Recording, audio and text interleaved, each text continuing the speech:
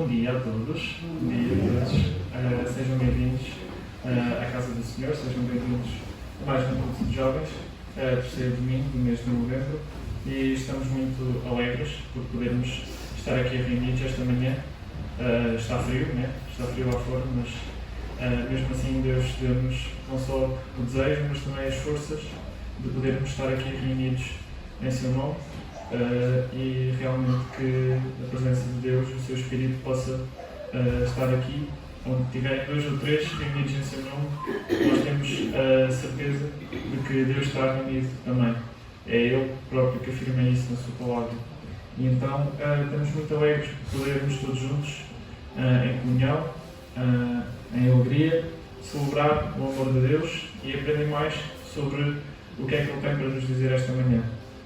Continuaremos a estudar o livro de 1 de Samuel, que é algo que nós temos feito durante estes cultos. Mensalmente temos estudado este livro, tem sido muito enriquecedor para a nossa própria aprendizagem e também porque temos descoberto coisas sobre o caráter de Deus, sobre o seu chamado, e penso que falo por todos os irmãos que temos aprendido muito com estes estudos que estamos a fazer em 1 de Samuel. Então, para iniciar o nosso culto, queria pedir que pudéssemos ficar de pé, aqueles que puderem, claro, e vamos cantar um coro que se chama De Todas as Tribos, Povos e Raças. E é um coro muito interessante porque realmente nos lembra que Jesus, Deus, não veio morrer apenas pelos judeus, não veio morrer apenas pelos portugueses, nem pelos europeus, mas que realmente o sacrifício de Jesus é para pessoas que vêm de todos os tipos de contexto. E isso é algo muito encorajador, pelo menos para mim, e acho que para todos aqueles que são cristãos, porque é muito bom vermos que noutros países, em realidades completamente diferentes, há homens e mulheres que são nossos irmãos, que têm em comum aquilo que é mais importante, que é a fé em Jesus. E é muito bom ver que é Deus que convence as pessoas, é Deus que trabalha nos corações das pessoas e é Deus que nos coloca também o desejo de falarmos às outras pessoas, independentemente do seu contexto, sobre esta boa nova de Jesus. Então, vamos cantar todos este coro. Não sei se é conhecido a maior parte, mas também não é muito difícil de aprender.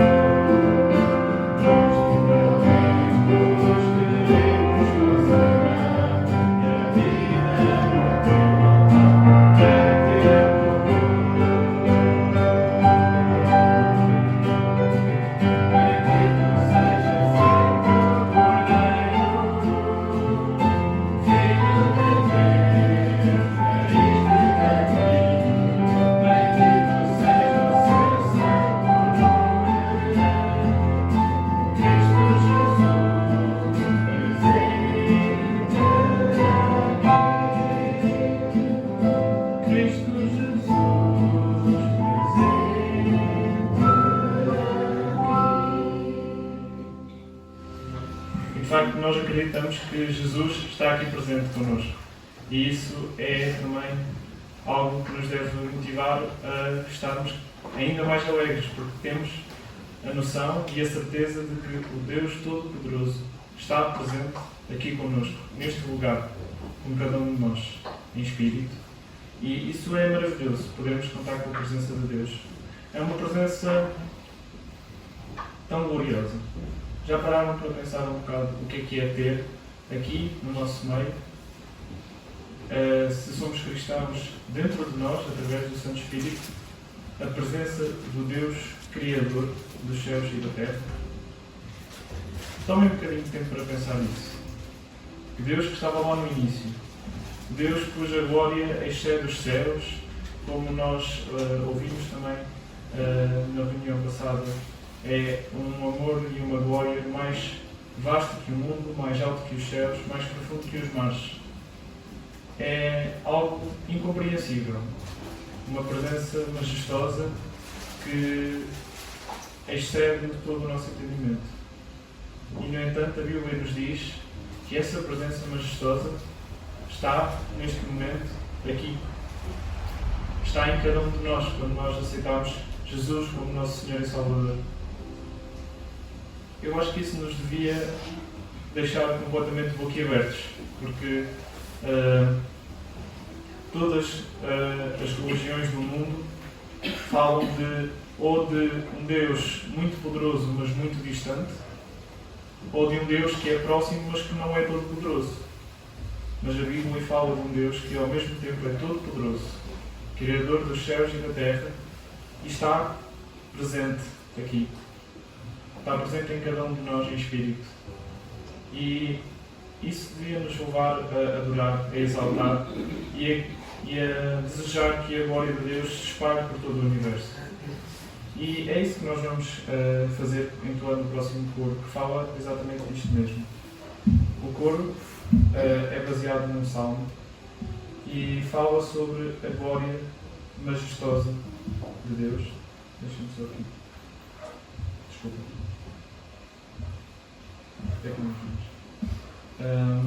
É um coro que fala da glória majestosa de Deus e de que como a sua fidelidade e a sua glória se elevam de uma forma maravilhosa. E é isso que nós queremos fazer, queremos louvar esta glória, esta majestade de Deus. Eu creio que o coro é já algo um bocadinho antigo, se calhar alguns irmãos conhecem, já há algum tempo, mas se não conhecem também é muito fácil de apanhar, vamos cantá-lo 2 vezes e que de facto as letras que nós estejamos a cantar sejam o nosso desejo. Que o nosso desejo seja que o Senhor se eleve acima dos céus e que a sua glória encha todo o universo. Então vamos nos encontrar este hino de louvor ao nosso Deus.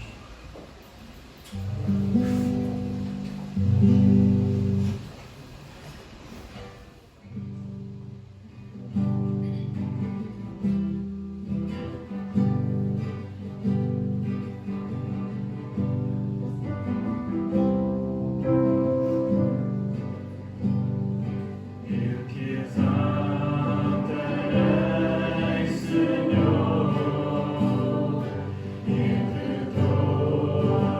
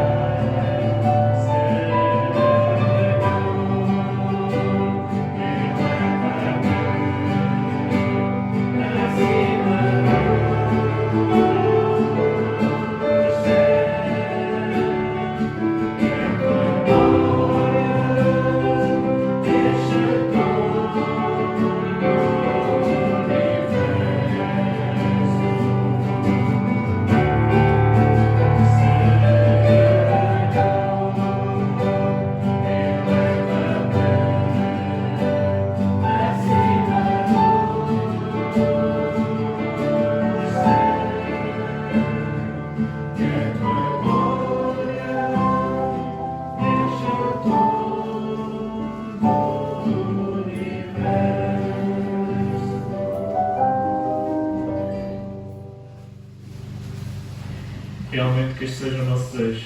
Que nós desejemos ardentemente que a glória de Deus seja algo que permeie todo o universo. Nós sabemos que é, porque todo o universo foi criado por Deus. Mas que tenhamos este desejo que Deus seja glorificado acima de todas as coisas. E continuando de pé, e num ambiente de louvor e de adoração, eu queria pedir ao Anderson que nos pudesse dirigir uma palavra de oração. Te agradecemos, Pai. Te agradecemos porque o Senhor está aqui. Porque o Senhor nos trouxe para a tua casa. Para te louvar, para te exaltar, para refletir sobre tudo aquilo que o Senhor fez, faz e fará em nossas vidas. Nós aproveitemos, Pai, a oportunidade de estarmos diante de Ti. Nós possamos te louvar e o Seu nome possa ser, Pai, louvado e engrandecido. Somos gratos pela oportunidade de sermos Teus filhos. Somos gratos pela oportunidade de sermos Teus amigos, Senhor. Somos gratos pela oportunidade da salvação. Faz com que esse culto seja todo para a Tua honra e para a Tua glória. Abençoa os louvores, abençoa, Pai, as participações, abençoa a Tua palavra, Senhor, e o servo que vai ministrá-la. E tudo seja para o Teu louvor. E isso tudo lhe agrade, Pai, e que o Teu Espírito nos abençoe. É o que nós pedimos e agradecemos, Pai, em nome de Jesus. Amém. Amém. Podem sentar-se. Realmente que tudo aquilo que nós façamos aqui seja para o louvor, para a glória de Deus e que possa agradar. Como referi no início, este é o terceiro domingo do mês e, graças a isso, é o culto de jovens. E hoje, nesta manhã, o irmão Daniel Gueiras aceitou o nosso convite de vir aqui expor a palavra de Deus e de continuar esta saga de estudos que nós estamos a fazer no livro de 1 Samuel. Portanto, Daniel, estamos muito gratos pela tua disponibilidade.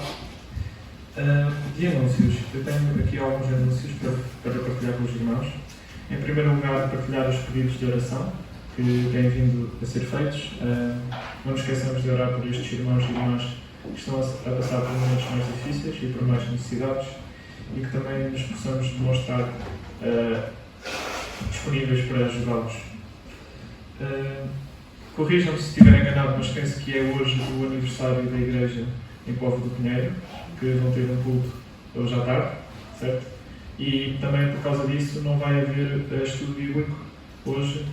Hoje seria o terceiro domingo, seria o domingo de estudo bíblico aqui hoje à tarde, mas por causa deste aniversário, porque muitos irmãos deslocar-se-ão à Igreja do Povo do Pinheiro para estar com eles no dia do seu aniversário, não vai haver estudo bíblico.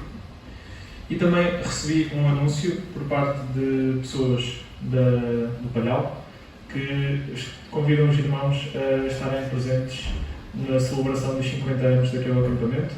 Eles vão fazer uma cerimónia de celebração e de gratidão a Deus por causa do acampamento e de tudo aquilo que ao longo destes 50 anos Deus tem usado aquele acampamento para fazer. E é muito bom e há muitos motivos de gratidão por aquele acampamento, e então a direção de Palhau convida os irmãos para estarem presentes no dia 4 de dezembro, penso eu, na junta acho que é auditório da Junta de Freguesia de Oiã, e eles vão ter lá uma cerimónia de celebração do aniversário.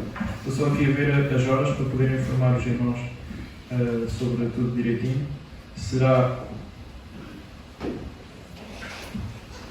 exatamente no dia 4 de dezembro, sábado, pelas 4 da tarde, no auditório da Junta de Freguesia de Oiã. Então, marquem nas vossas agendas, se quiserem participar. Eu tenho a certeza que os irmãos que estão encarregues desta celebração e desta cerimónia ficarem muito contentes com a vossa presença e por todos se unirem em gratidão a Deus por aquilo que Ele tem feito através daquele acampamento. De anúncios, penso que não há mais nada. Se tiverem algum anúncio para dizer, agora é tempo de interromperem. Então vamos continuar o nosso culto e vamos fazê-lo cantando um hino que já cantámos aqui, uma vez só. É um hino um bocadinho grande, é um hino um bocadinho, se calhar, difícil às vezes de perceber a métrica e tudo mais, todas aquelas coisas inerentes a hinos, mas a letra é uma letra muito profunda, uma letra que fala sobre o quão Jesus deve ser a nossa única esperança, o quão Jesus deve ser a nossa única força, o nosso único refúgio, porque apenas nele há esperança. E o título deste hino, em inglês e em português também, é Não por mim, mas por Cristo em mim. E é algo muito interessante pensarmos nisso. Penso que foi o apóstolo Paulo, numa das suas cartas, se estiver enganado, outra vez corrijam, mas penso que foi ele que referiu isto, que não vive mais ele, mas Cristo vive nele. Isso é aquilo que nós experienciamos enquanto cristãos. Nós estamos aqui, no nosso corpo terreno, mas o nosso corpo, como a Bíblia diz, é o templo do Espírito Santo. Então, a partir do momento em que nós aceitamos Jesus, já não somos mais nós que estamos a viver, porque nós morremos com Cristo e agora vivemos, e é Cristo que vive em nós. E então, toda esta esperança, toda esta segurança, toda esta alegria, todo este gozo e paz inigualável, é algo que acontece porque Cristo vive por meio de nós. E isso é algo maravilhoso. E é isso que este hino fala, não por mim, mas por Cristo em mim. Queria pedir que pudéssemos ficar de pé para cantar este hino. E também vamos aproveitar para levantar as ofertas para a obra do Senhor.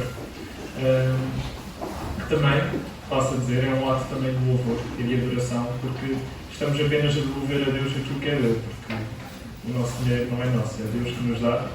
E, portanto, também é um ato de louvor e de adoração que não seja visto como algo ritualístico, mas que seja visto também como um ato de adoração de coração, porque queremos e o nosso desejo é contribuir para a obra de Deus.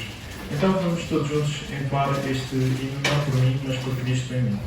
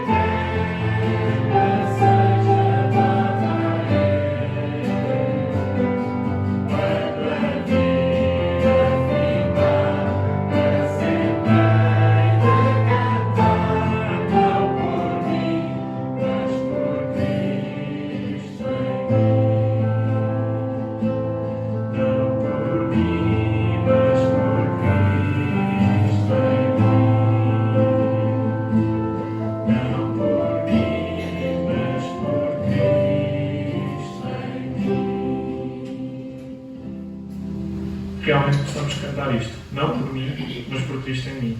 Cristo é que vive por meio de nós e isso é motivo de grande alegria e de motivo de louvor. Podem sentar-se.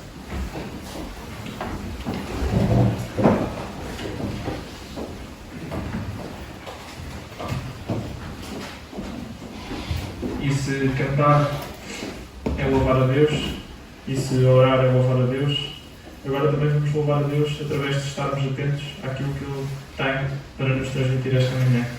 Que possamos estar de ouvidos bem abertos e de corações também abertos à mensagem que Deus tem para nos transmitir, que possa tocar-nos e que possamos sair daqui mais cheios da Sua Palavra e com o desejo de colocar aquilo que nós aprendemos aqui na prática. Vou só desinfetar aqui isto e já chamo o Daniel para subir.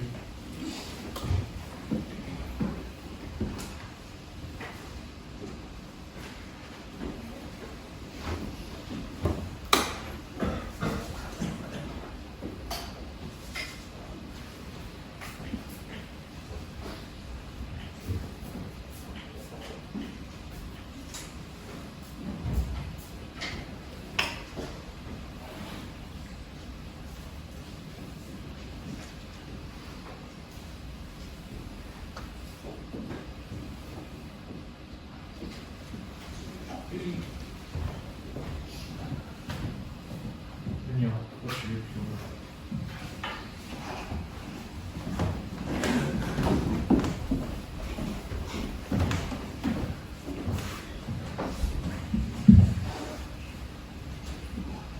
Graça e paz a todos, irmãos.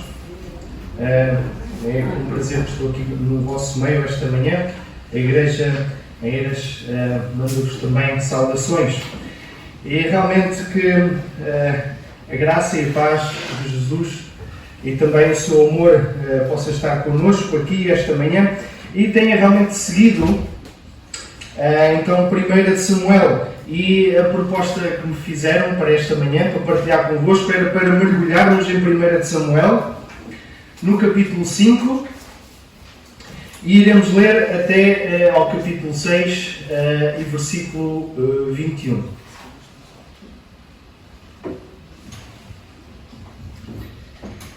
Primeira de Samuel, capítulo 5, e vamos a ler até ao versículo 21 e se calhar até ao versículo mesmo 1 do capítulo 7. Então vamos ler a palavra do Senhor. Os filisteus tomaram a arca de Deus e a levaram de Ebenezer a Asdod. Tomaram os filisteus a arca de Deus e a meteram na casa de Dagon junto a este. Levantando-se, porém, de madrugada os de Asdod, no dia seguinte, eis que estava caído Dagon com o rosto em terra, diante da arca do Senhor. Tomaram-no e tornaram a pô-lo no seu lugar. Levantando-se de madrugada, no dia seguinte, pela manhã, eis que Dagon jazia caído de bruços diante da arca do Senhor.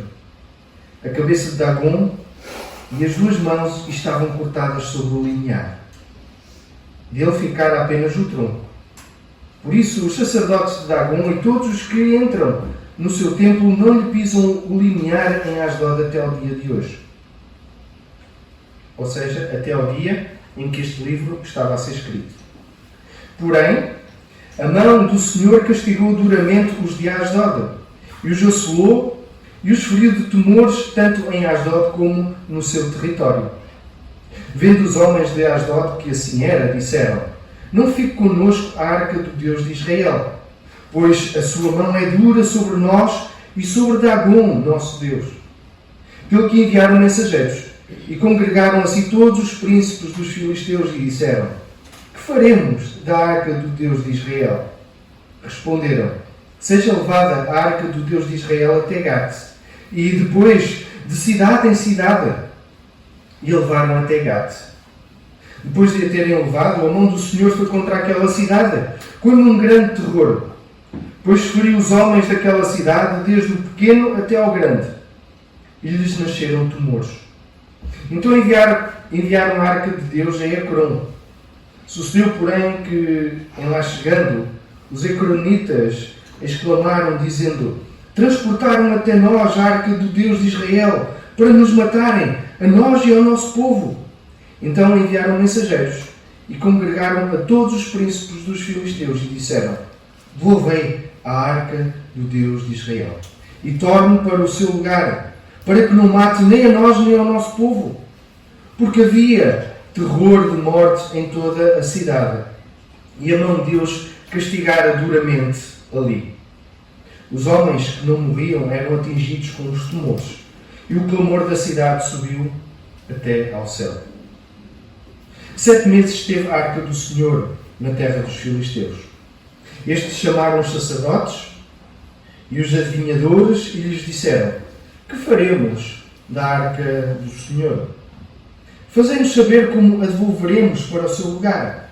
E responderam eles: quando enviardes a arca do Deus de Israel, não a envieis vazia, porém enviá-la-eis a seu Deus com uma oferta pela culpa. Então sereis curados e sabereis porque a sua mão se não tira de vós. Então disseram: qual será a oferta pela culpa que lhe havemos de apresentar? Responderam: segundo o número dos príncipes dos filisteus, 5 tumores de ouro e 5 ratos de ouro.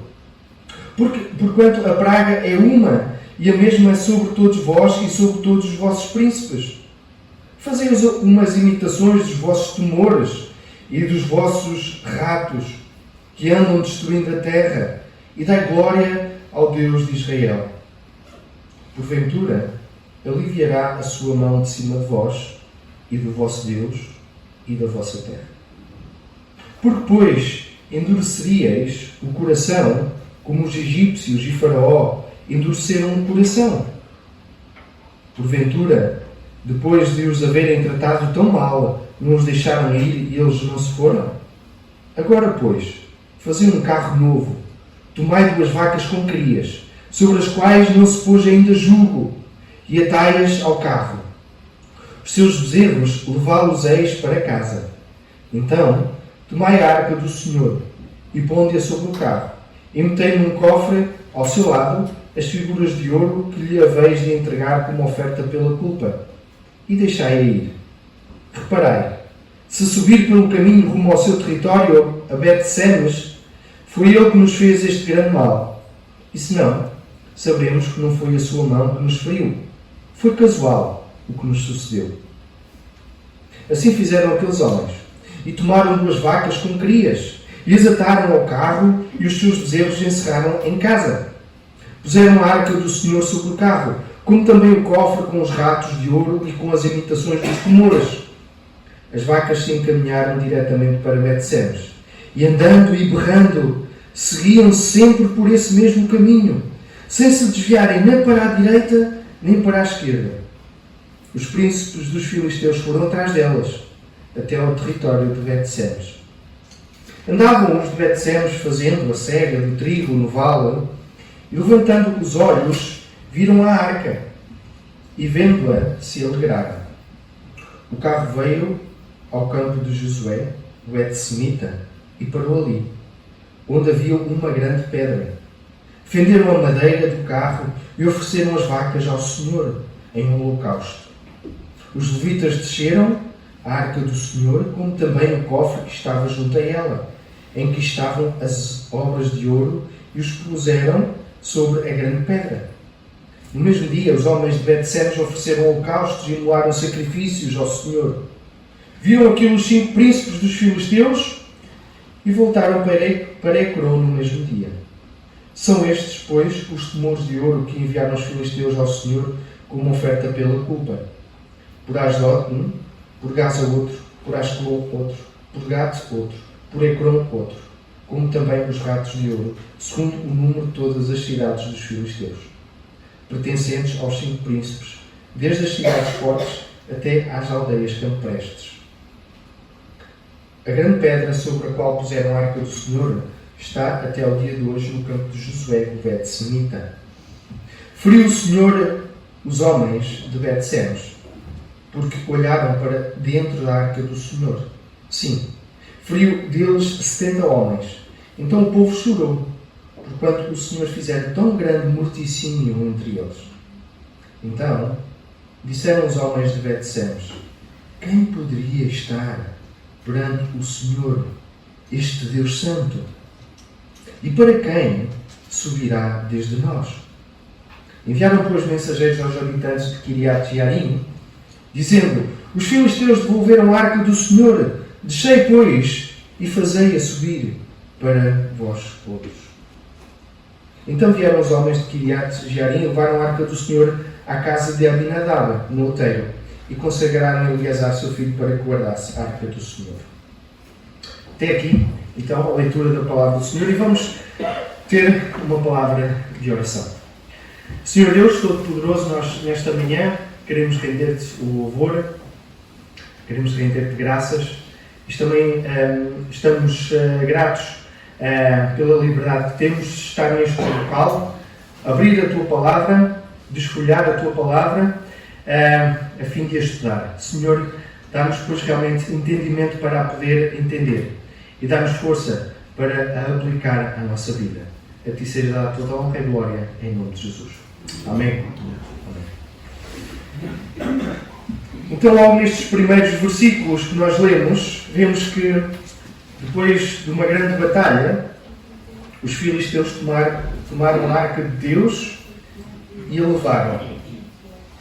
E a colocaram, a depositaram no templo do seu Deus Dagom. Deixem-me fazer-vos uma pergunta. Como foi que chegámos até aqui? Como é que isto foi possível de acontecer? A Arca da Aliança, a Arca do Senhor, ser capturada. E começamos o livro de Samuel com um retrato que contrasta com a conduta e atitude do jovem Samuel com a dos filhos de Eli. Como já devem ter estudado, e portanto é apenas um resumo, provavelmente, do que já abordaram, Eli era sumo sacerdote, logo ele era o responsável moral e espiritual do povo de Israel. Enquanto Samuel ficava servindo o Senhor, como lemos no versículo 11 do capítulo 2, e crescendo em estatura e no favor do Senhor e dos homens, os filhos de Eli não se importavam com o Senhor. E os filhos de Eli, eles eram sacerdotes. E eles contribuíam para um ambiente de prostituição moral e espiritual da nação. E é então que se dá uma desgraça. Os filisteus entram em guerra com Israel. E alguém tem a ideia de trazer a arca do Senhor para o campo de batalha como que se de um amuleto se tratasse. E é então que se dá o inesperado. Israel é derrotado, a arca é capturada e os filhos de Eli são mortos.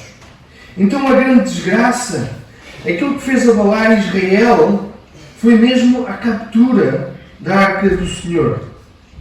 Eli perdeu os 2 filhos, mas o que o fez cair daquela cadeia e depois morrer foi ao receber a notícia da captura da arca do Senhor. A sua nora deu à luz, antes do tempo, ao ficar em choque pela morte do sogro e do marido e também pela perda da arca da aliança para os filisteus. O choque foi tamanho que o nascimento de um filho, macho, foi completamente irrelevante. E o que lhe causou maior indiferença ao nascimento do filho e choque foi mais do que a morte do sogro ou do marido, foi mesmo também a captura da arca do Senhor. E por isso deu como nome ao seu filho Icabô, que quer dizer foi-se a glória de Israel. Fica então a questão: será que a glória foi-se com a partida da arca e com a captura da arca? Ou foi apenas a evidência e a prova visível de que, afinal, a glória de Deus, afinal, já tinha partido há algum tempo? Esta é provavelmente uma das expressões mais tristes e deprimentes da Bíblia, não é? Que diz: a glória de Israel foi-se. Mas essa glória foi-se não por causa da captura da arca da aliança em si, mas porque Deus efetivamente já tinha deixado de estar com o seu povo. A sua presença já se tinha deixado de fazer sentir. A captura da arca é apenas uma representação disso mesmo. A arca da aliança era efetivamente um objeto sagrado, era santo, mas que simbolizava apenas a presença de Deus no meio do seu povo. A própria arca em si não pode ser sinónimo da presença efetiva de Deus, como que se de um amuleto se tratasse ou como se fosse um objeto de culto, propriamente dito. Ela efetivamente não pode conter o Rei do Universo, o Deus Todo-Poderoso, porque não há nada que possa conter a sua glória. Nem os céus são suficientes para conter a glória de Deus. Então a arca era apenas o símbolo da sua presença viva no meio do seu povo. Mas agora a arca foi-se, porque simplesmente o Senhor da Glória já não estava no meio do seu povo. A presença ou a ausência de Deus não se pode resumir à simples presença ou ausência de um objeto que, apesar de tudo, foi feito por mãos humanas, segundo as orientações de Deus na altura de Moisés. Então, o objeto arca tinha passado a ser o alvo do culto, servindo mesmo como um amuleto, e não o Senhor desta arca. A arca passou a ser um talismã. E é isso que a religião e a idolatria fazem. Retirar o foco da adoração e reverência do Senhor para um dos seus símbolos ou um dos seus instrumentos. Israel pecou neste aspecto. E porquê é que isso aconteceu? Porquê é que chegaram a esse ponto? Samuel tinha tido uma visão. E nessa visão, Deus revela o julgamento que se iria abater sobre a casa de Eli. Por causa de quê? Da sua má liderança e do mau ensinamento permitido aos seus filhos. Eles eram os responsáveis espirituais da sua comunidade. Eles estavam a prestar um péssimo exemplo pela moralidade e espiritualidade que tinham. E por isso eles seriam castigados. Um homem de Deus profetiza a morte de Ofni e Finéias e indica a vinda de um sacerdote. E vamos voltar a ler, provavelmente já estão abordados este versículo, que é o versículo 35, no capítulo 2, que diz: Então suscitarei para mim um sacerdote fiel, que procederá segundo o que tenho no coração e na mente. Isto é o Senhor a falar. Edificar-lhe uma casa estável, e andará ele diante do meu ungido para sempre. Então nós podemos fazer uma replicação para os responsáveis religiosos no tempo de Jesus. Eles conheciam muito bem a lei, conheciam muito bem a palavra de Deus, mas a sua cegueira espiritual e ambiciosas expectativas humanas não viram que o próprio Deus tinha tomado forma humana e habitava com eles, falava com eles, comia com eles, fazia milagres à sua frente. Então, à sua maneira, eles foram fazendo os seus deuses, enganando o povo. E Jesus advertiu-os em relação a isso. A dimensão da sua cegueira atingiu um clímax quando induziram o povo a dizer: mata-o, mata-o. Não é este o rei que nós queremos. Nós antes queremos César. E vemos em Hebreus que Jesus assumiu um papel muito superior ao de um símbolo ou representante de Deus no meio do povo. Porquê? Porque ele era o próprio Deus. E ainda assim, devido à cegueira espiritual, também ele foi capturado pelos romanos. Foi morto e permaneceu no túmulo durante 3 dias sob o domínio da morte. Então não é novidade para nós que a ausência ou debilidade na liderança ou ensino bíblico deficitário têm sido causadores de sérios problemas de estagnação e até divisão e, em último caso, desaparecimento de igrejas locais. Isso não é novidade para nós. Como igreja, nós temos encarado a importância de uma liderança forte, unida, coesa, sob o domínio e orientação do Senhor, alicerçada e firmada na palavra de Deus, uma liderança reconhecida e efetivada, uma liderança que seja fiel à palavra e não a tradições ou ambições humanas.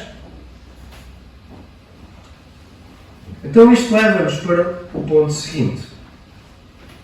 A Arca da Aliança foi capturada e está agora sob a guarda dos filisteus e colocada no nível inferior ao deus Dagon. Os filisteus criam que Dagon lhes tinha concedido a vitória, derrotando o Deus de Israel. E assim os filisteus colocam a arca no templo de Dagon, como que se um troféu se tratasse para a sua divindade. E agora passa-se uma das cenas mais sarcásticas e irónicas na Bíblia. No dia seguinte, pela manhã, Dagon estava caído, por terra, diante da arca do Senhor. E qual foi a atitude dos filisteus? Vamos levantar o nosso Deus. Vamos voltar a pô-lo no seu lugar.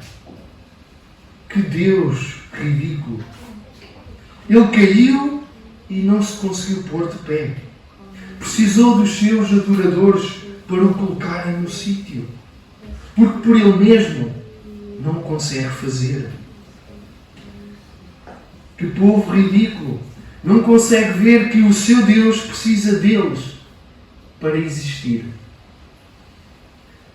Mas no dia seguinte, após a segunda noite, Dagon aparece novamente no chão, mas desta vez totalmente derrotado, porque agora aparece desmembrado e decapitado.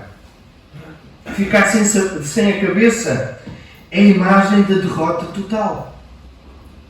Ninguém pode subsistir sem a cabeça, mas também ninguém pode agir sem os braços.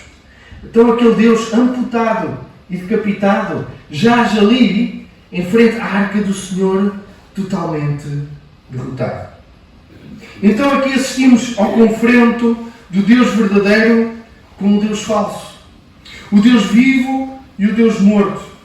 O Deus todo-poderoso e aquele Deus que nada pode fazer, nem mesmo subsistir por si mesmo. E apesar da aparente derrota no início do Deus de Israel, manifestado pela captura da Arca da Aliança, Deus no confronto direto com este Deus vence categoricamente.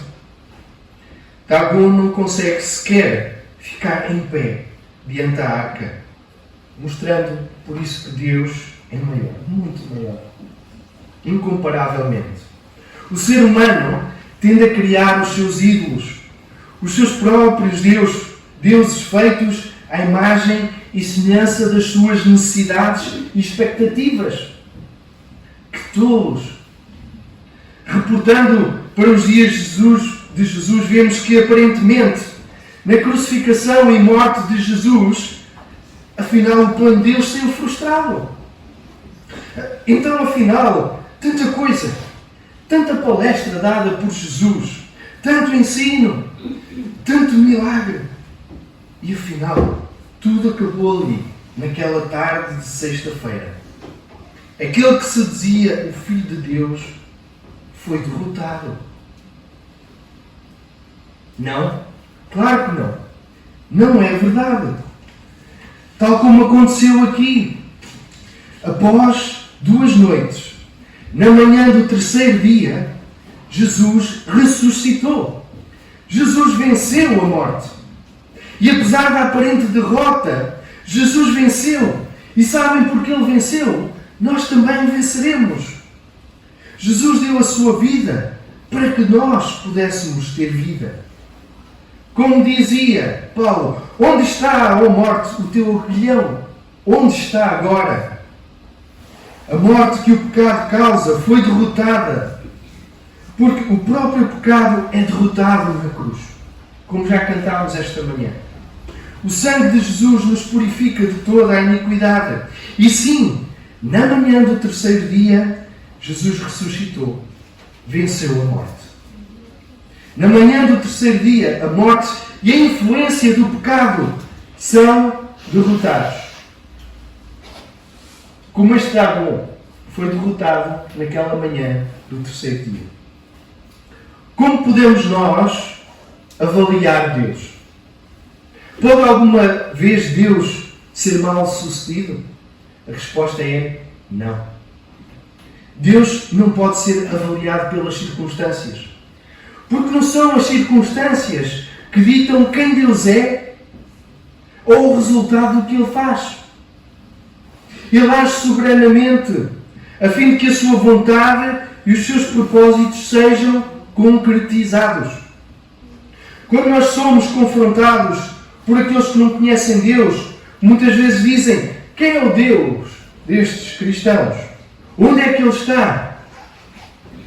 Pois bem, nós acreditamos no vivo Deus, que soberanamente e cheio de poder reina acima de todas as coisas nos céus e na terra e debaixo da terra.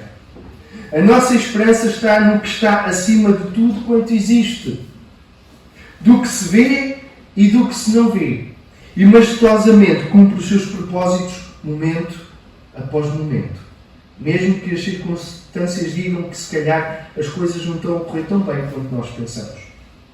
Então é Deus mesmo que entrega o seu povo, Deus mesmo que permite a captura da Arca da Aliança, que se está a transformar num amuleto e objeto de superstição,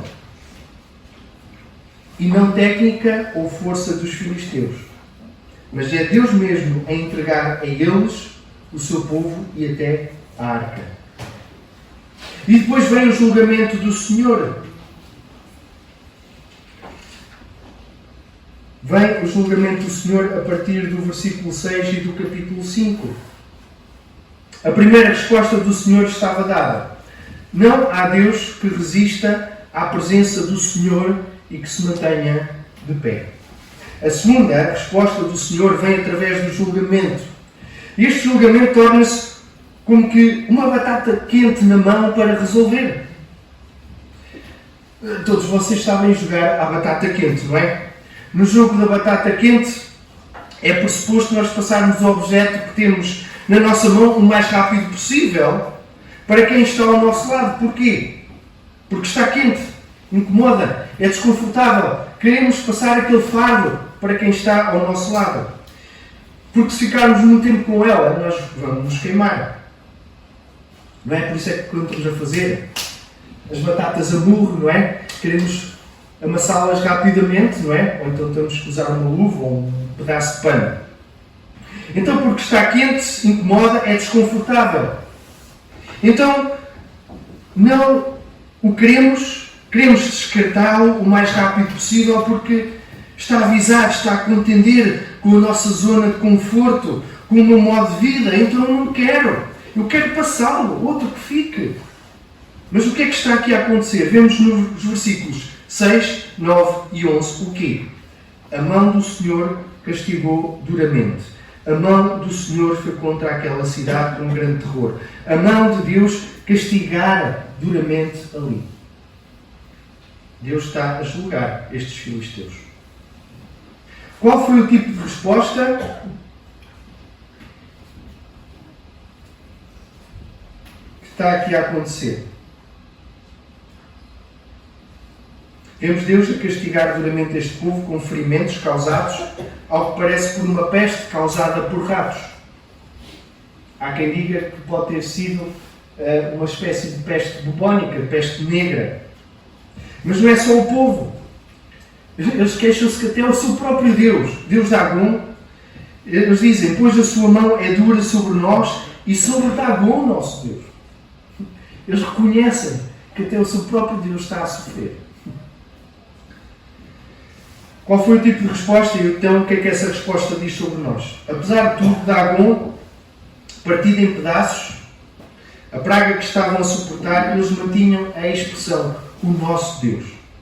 Os filisteus, perante a ação de Deus, Podiam ter pensado, o nosso Deus não vale nada. Vamos antes converter-nos e consagrar-nos ao Deus de Israel. Nós vamos a partir de agora querer servi-lo.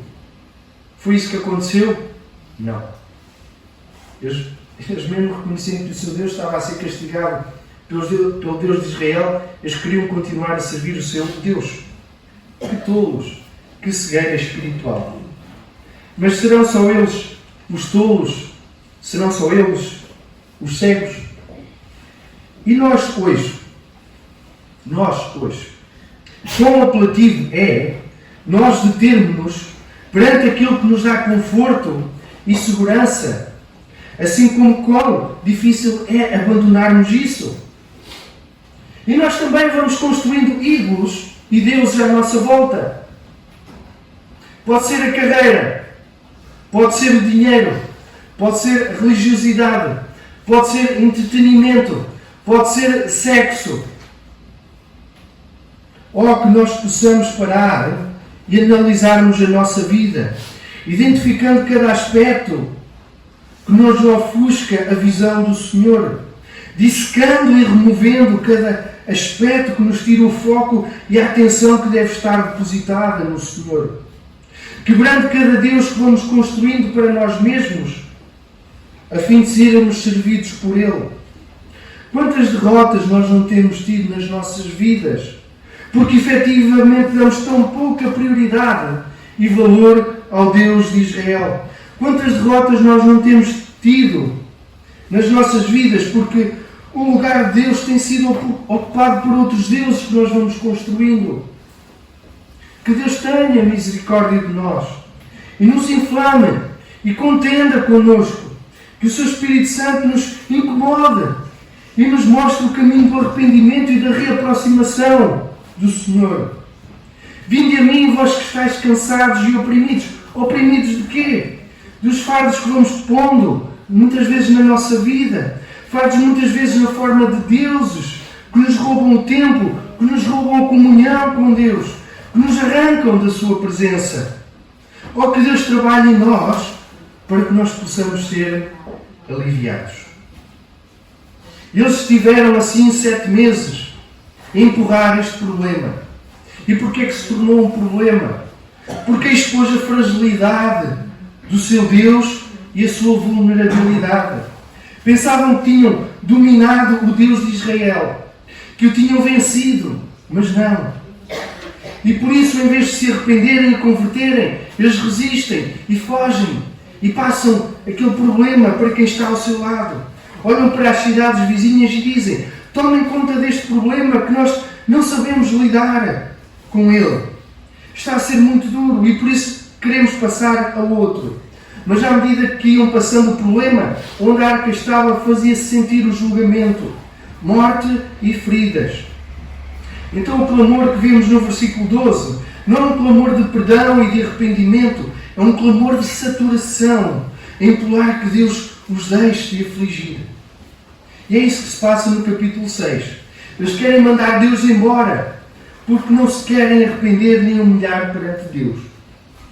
Nós podemos ter 2 respostas quando confrontados por Deus. Primeira é: vai-te embora, deixa-me em paz, não interfiras com a minha vida, com os meus deuses.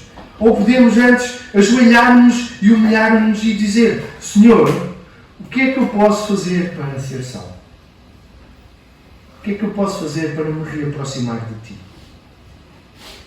Lembro-me de Marcos, quando Jesus tem um encontro com um endemoniado Geraseno, e depois de ter expulso o demónio e a vara de porcos se ter lançado no mar, o que é que dizem as pessoas daquela localidade? Vai-te embora! Não te queremos aqui.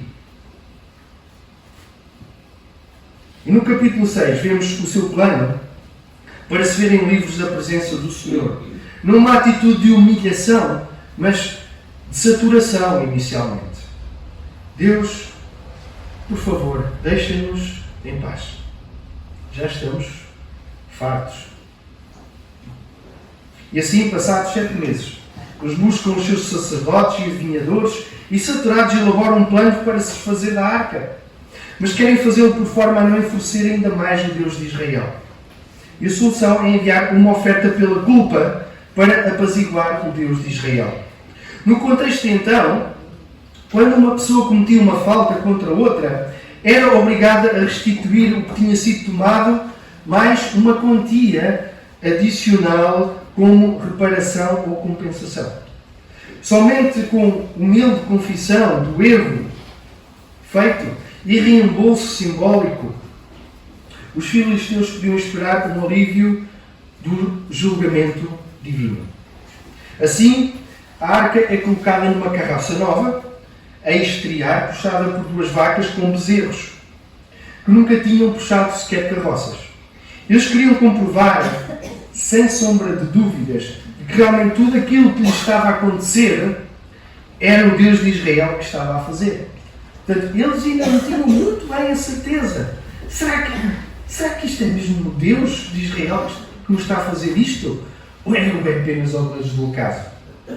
Então, em circunstâncias normais, eles colocaram, em circunstâncias normais, colocarem 2 vacas, ainda com bezerros a amamentar, a puxar uma carroça e correr certinhas e direitinhas no caminho, sem se desviarem, era impossível.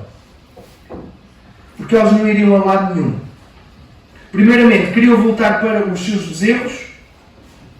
E segundo, elas nunca tinham tido uma carroça nos seus lombos. Nunca tinham sido aparelhadas. E por isso não estavam habituadas a fazer aquilo. Então o mais certo era elas estremunharem-se e correrem a fugir pelos campos de forma desorganizada. Não era possível controlá-las. Mas o que é certo é que as vacas, mesmo mugindo, encaminharam-se para onde Deus queria que elas fossem, com a carroça carregada com a arca e as ofertas. Era Deus que estava a agir. Eles tinham tido a prova que era realmente Deus de Israel que estava a fazer aquilo. E na verdade, só uma oferta pela culpa pode apaziguar a ira de Deus.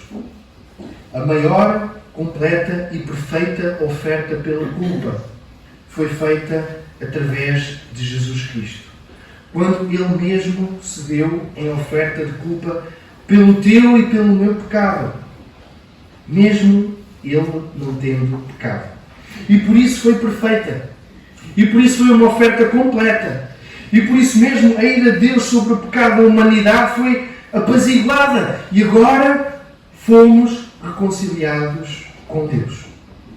É de resto o grande propósito de Deus, revelando o seu amor, dando em oferta, na forma de sacrifício, o que de mais precioso tinha, o seu Filho Jesus Cristo.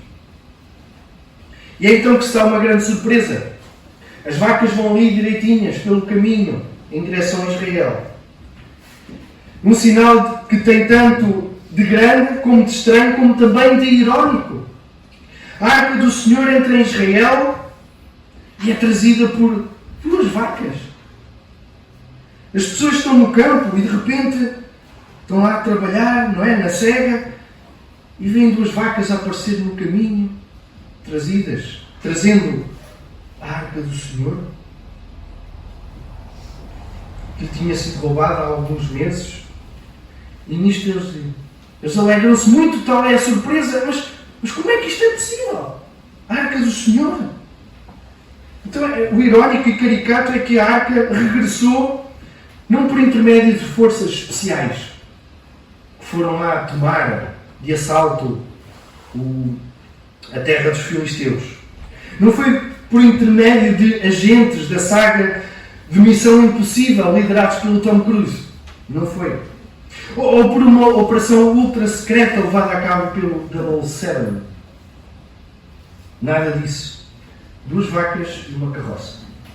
2 vacas berrando, contrariadas porque tinham deixado as crias para trás, que nunca tinham sido aparelhadas, e carregando uma carroça nos lombos, mas era o Senhor que as estava a conduzir e nada podiam fazer.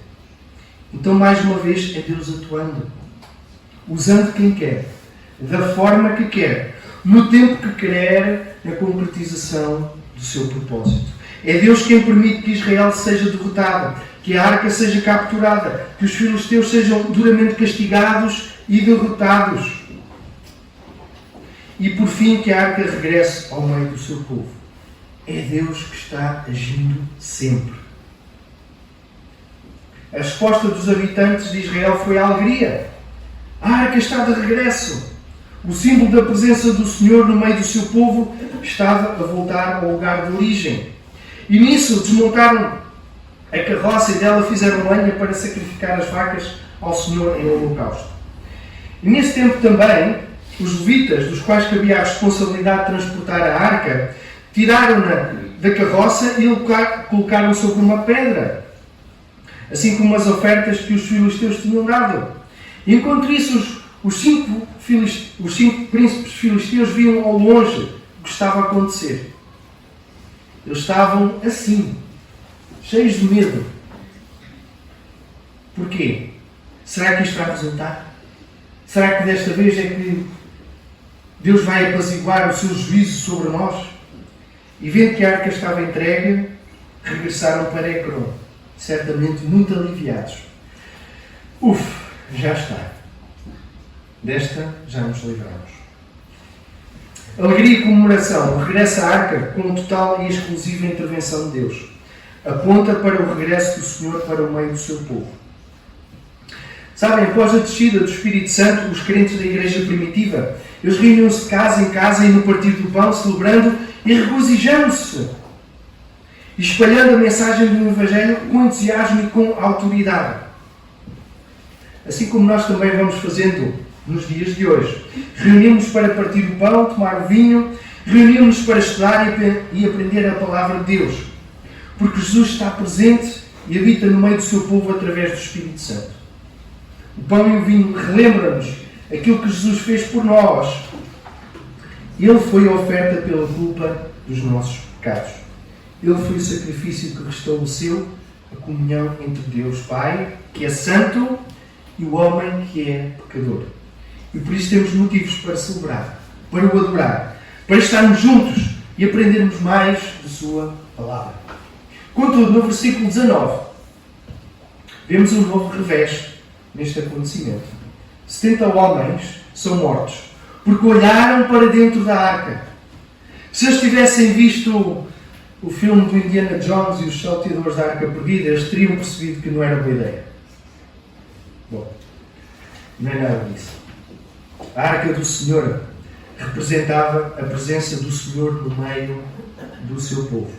E no seu interior estavam os 10 mandamentos gravados em pedra, pela mão do próprio Senhor.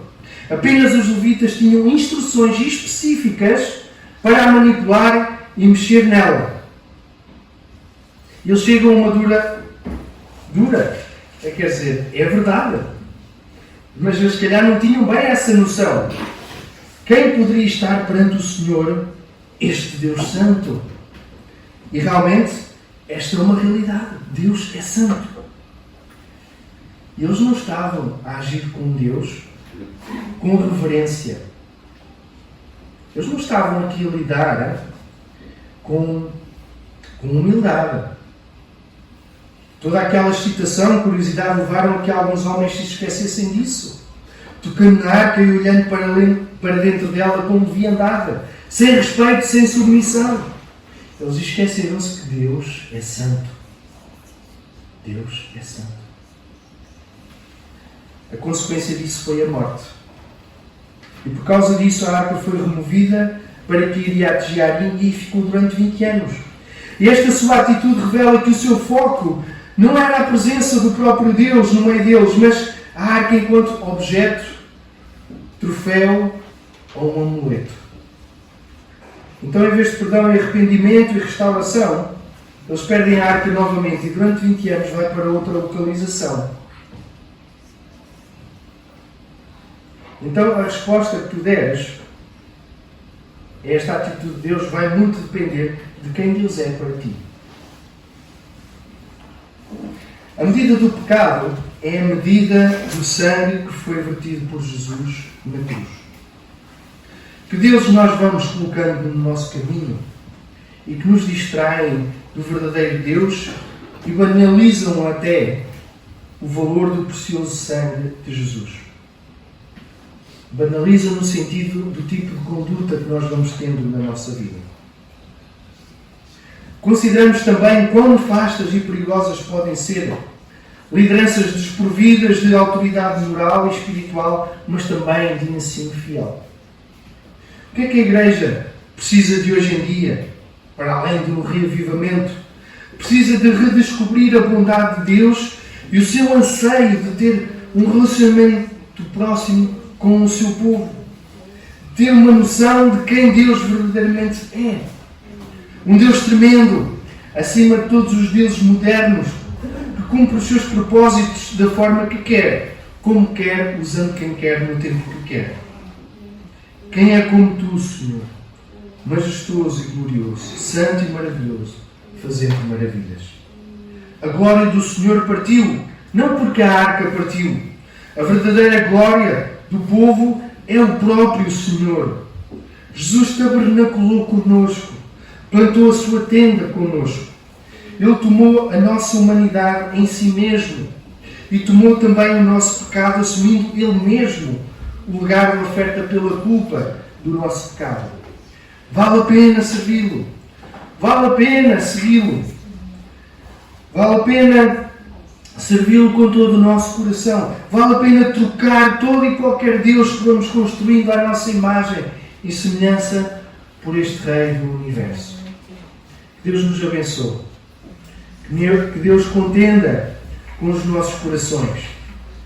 Que Deus realmente possa levar-nos a analisar a nossa vida e converter-nos, a reaproximar-nos deste Deus que é todo-poderoso. Que Deus vos abençoe.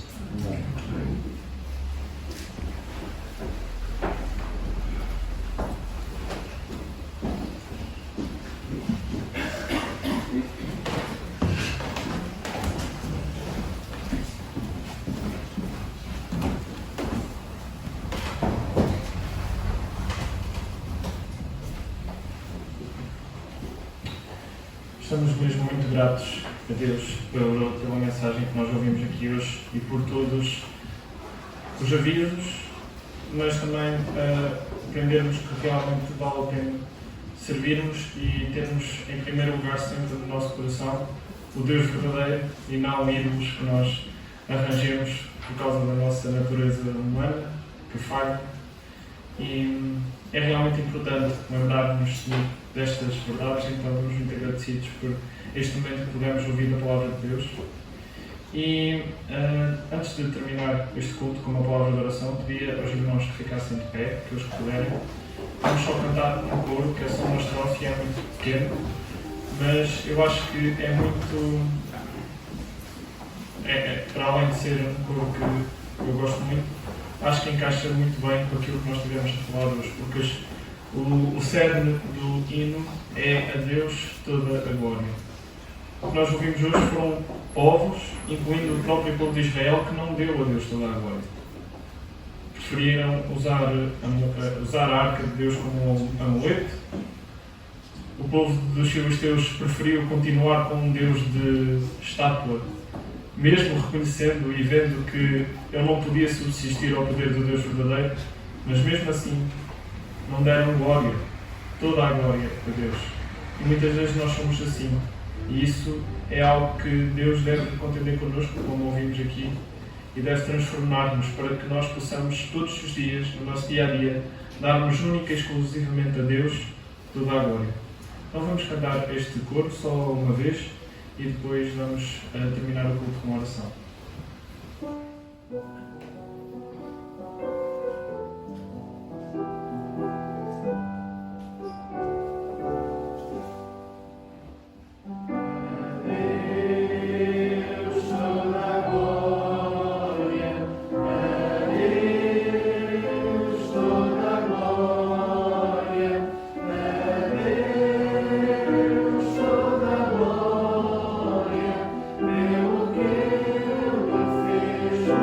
mim.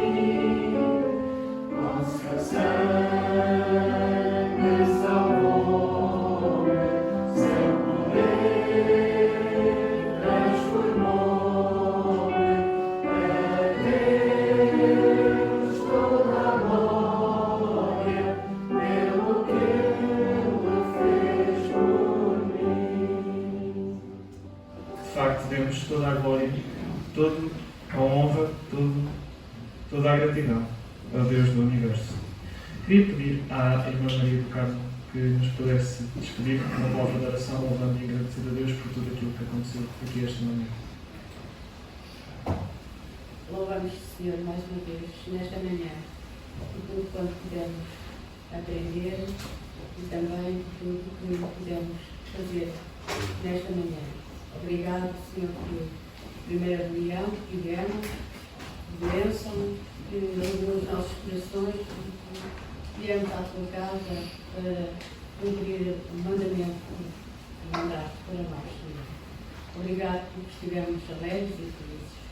Agora, na tua presença, continuamos e te agradecemos a tua palavra. Obrigado porque, na verdade, a Deus toda a glória. Tu és o nosso Deus. Não temos outro bem além de ti. Não há outro Deus, outra imagem que possa substituir. Não há deuses como tu. Tu és o único Deus soberano, Rei da glória. Obrigado, Senhor, porque um dia nós te aceitamos na pessoa do Senhor Jesus. E assim queremos continuar servindo e adorando ao teu nome e engrandecendo sempre o teu grande nome, nosso Deus. Obrigada por tudo que podemos ouvir e aprender. E agora, Senhor, despede-nos com a tua paz neste dia e que nós possamos continuar com esta palavra nos nossos corações. Nunca nos afastarmos de ti, porque tu és, na verdade, o caminho. E assim, Pai, nós conseguimos continuar firmes e fiéis em ti. Leva-nos para nossos lares, dá-nos um dia abençoado.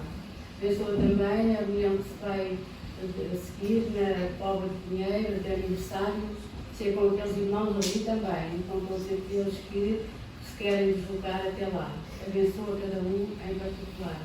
E cada irmão que não pôde estar nesta reunião, Senhor, que tu continuas a abençoar e a dirigir, e também aqueles que não vêm por qualquer motivo, dás força e ânimo para poderem vir à tua casa, para que assim, Pai, ouvindo a tua palavra, ficamos mais firmes e fiéis em ti.